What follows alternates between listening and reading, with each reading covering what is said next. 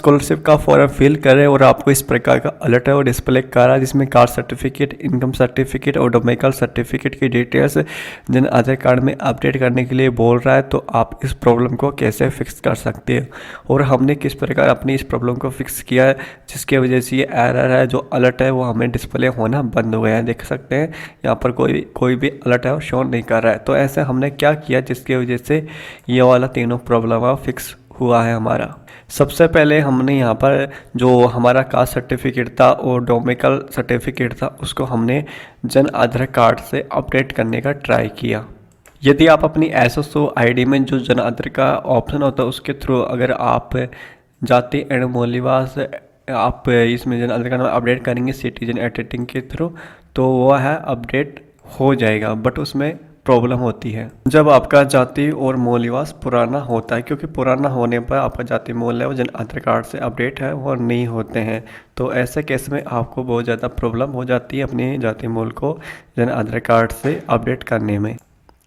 तो देखो हमने यहाँ पर जब हमने यहाँ पर ट्राई किया था, यहाँ पर जो जाति का ऑप्शन आता है इसके अंदर क्लिक करके जैसे आप ट्राई करते हैं यहाँ पर टोकन नंबर फिल करेंगे और सर्च करेंगे तो डाटा ब्लैंक आता है और मैनुअल भी फिल नहीं होता और ये अपलोड वाला ऑप्शन भी वर्क नहीं करता है। तो ऐसे केस में आप है जाति मूल है वो अपडेट नहीं कर पाते हैं।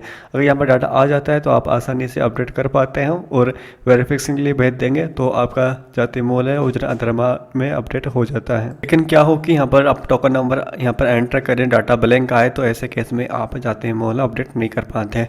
तो ऐसे केस में आपको नया जाति मूल है वो बनवाना होता है। तो हमारे केस में भी ऐसा ही कुछ हुआ था, हमने टोकन नंबर डाला बट डाटा कुछ भी नहीं आया। तो ऐसे में हमने नया जाति मूल बनाया और हमारा जाति मूल है बन भी गया है।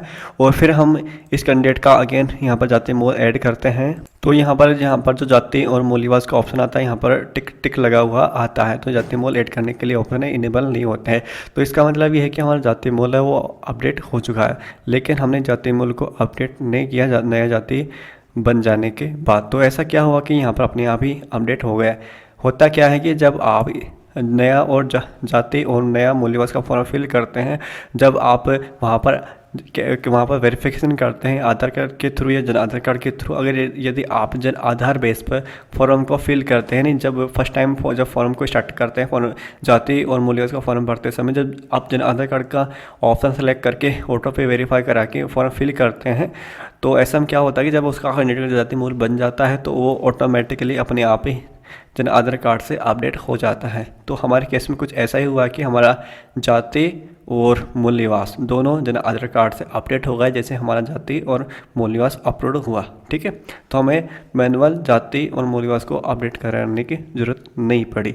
अब इसमें है इनकम डिटेल्स। ये आप जो ये इनकम डिटेल्स होती हैं ये आपको 4 पन्ना का एक आया होता है जिसको आपको फॉर्म को भरकर किसी भी आप आसपास में जो गवर्नमेंट ऑफिसर हो उनसे अटैच करवा के PDF बनाकर आपको आधार कार्ड की जो पोर्टल है वहाँ पर एक ऑप्शन आता है फैमिली इनकम के नाम से, उस ऑप्शन में जाकर आपको आई अपडेट करनी होती है मुखिया के नाम पर। जिसका आप आई बना रहे हो 4 पन्ने का उसकी प्रोफाइल में जाकर आई है वो अपडेट करना होता है और बाकी की जगह आप 00 डाल सकते हैं और आपको उस वेरिफिकेशन के लिए भेज देना होता है। जैसे कि हमारा जाति मूल और आई सब कुछ अपडेट हो गया है, स्कॉलरशिप यहाँ ले फॉर्म पर क्लिक करते हैं यहाँ पर ऐप पर और यहाँ पर क्लिक करेंगे हम न्यू एप्लीकेशन पर, तो हमें कोई भी एरर और डिस्प्ले नहीं होता है।